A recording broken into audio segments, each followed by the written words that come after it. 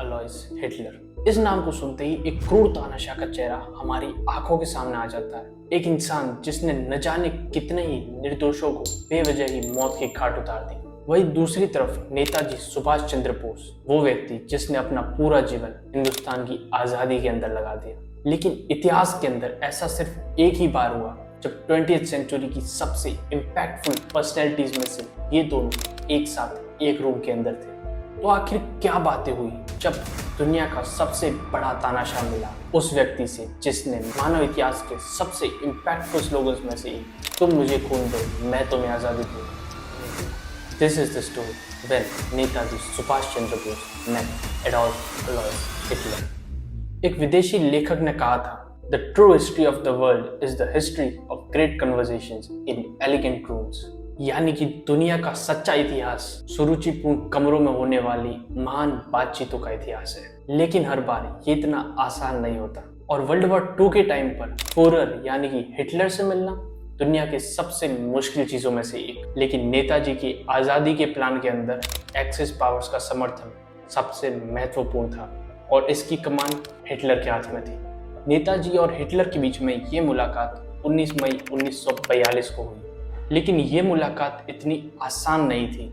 इस मीटिंग के लिए नेताजी 1941 के अप्रैल में जर्मनी पहुंचे थे, जहां पर उन्हें लेने के लिए एक काफी लोअर रैंक का फॉरेन मिनिस्ट्री का एक ऑफिसर वहां पहुंचा था।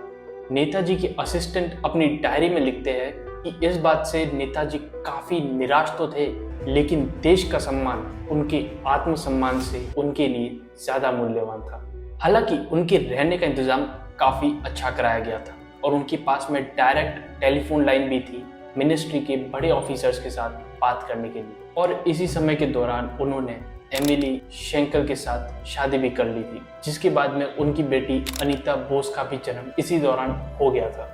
आखिरकार लगभग 1 साल के लंबे इंतजार के बाद रिबेनट्रॉप, जो कि नाजी जर्मनी के फॉरेन मिनिस्टर थे, काफी परेशानियों के बाद 29 मई 1942 को ये मीटिंग फिक्स कराने में कामयाब हुए। 28 मई को नेताजी बर्लिन से प्रूशिया के लिए निकले, जहां पर हिटलर अपनी आर्मी कैंप के साथ, और इस सफर के अंदर केपलर और एडम ट्रॉट उनके साथी थे।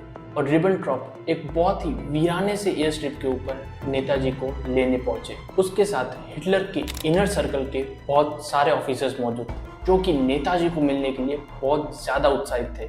और इन्हीं में से एक था मार्टिन बॉर्मन, जो कि हिटलर का सबसे ज्यादा करीबी था। कैंप में पहुंचकर उन्हें बताया गया कि हिटलर के साथ उनकी मीटिंग अगले दिन 4 बजे तय की गई है। नेताजी ने पिछला पूरा 1 साल लगाया था इस दिन के लिए और अब आखिरकार वो दिन आ चुका था। दूसरे दिन सभी ऑफिसर्स और बोस हिटलर के स्टडी रूम में पहुंचे और यह स्टडी रूम बहुत आलीशान था।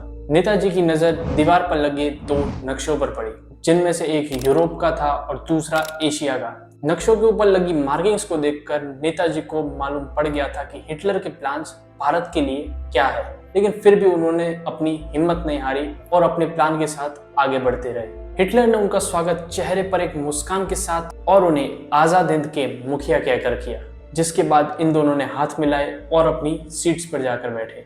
अब बात शुरू करने के लिए नेताजी ने हिटलर को एक बॉक्स गिफ्ट में दिया और लेखक लिखते हैं कि हिटलर ने एक उत्साहित बच्चे की तरह उस बॉक्स को जल्दी से खोला, जिसके बाद बॉक्स में से निकली बुद्धा की एक कॉपर से बनी मूर्ति। ट्रॉट इसे देखकर चकित हुए, लेकिन मुस्काए भी, क्योंकि हिटलर जैसे क्रूर नेता को शांति का प्रतीक शायद नेताजी ही दे सकते थे। कुछ समय तक मूर्ति को ना पहचानने के बाद हिटलर ने नेताजी से पूछा कि आखिर ये पहलवान कौन है, और बड़े ही सरल तरीके से नेताजी ने कहा, भगवान बुद्ध, वो जिन्होंने दुनिया को शांति और अहिंसा का पाठ सिखाया। जितने में हिटलर ने आवाज चढ़ाकर बोला, अहिंसा, शांति, तो क्या ये गांधी से भी सीनियर है? और नेताजी ने एक बार फिर से बड़े ही शांत स्वभाव से कहा, योर एक्सीलेंसी, ये हम सबसे सीनियर है, जिसके कारण कुछ समय के लिए पूरे कमरे में शांति छा गई।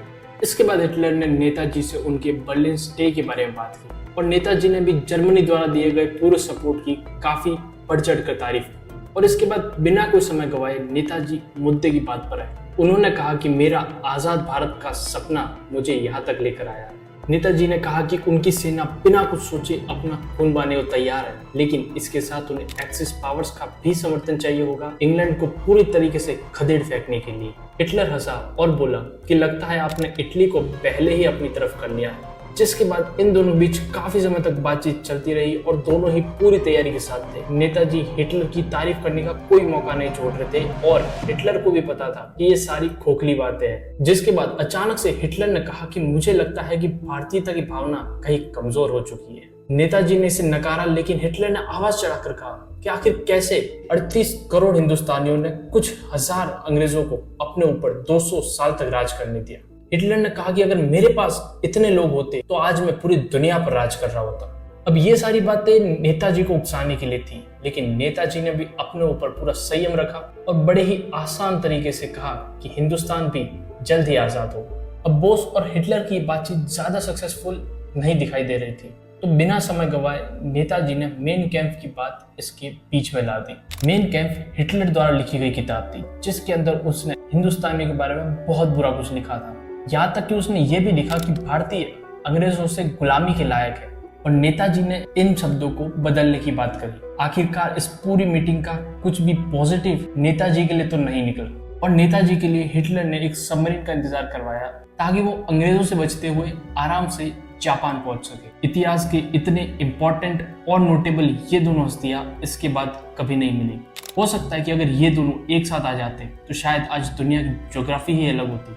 लेकिन इस पूरे संघर्ष के अंदर नेताजी की मौत का कारण सबसे बड़ी कॉन्स्पिरेसीज में से एक है। अगर उसके ऊपर आपको एक डिटेल वीडियो चाहिए तो कमेंट्स के अंदर बताइए। तब तक के लिए मिलते हैं अगले वीडियो के अंदर।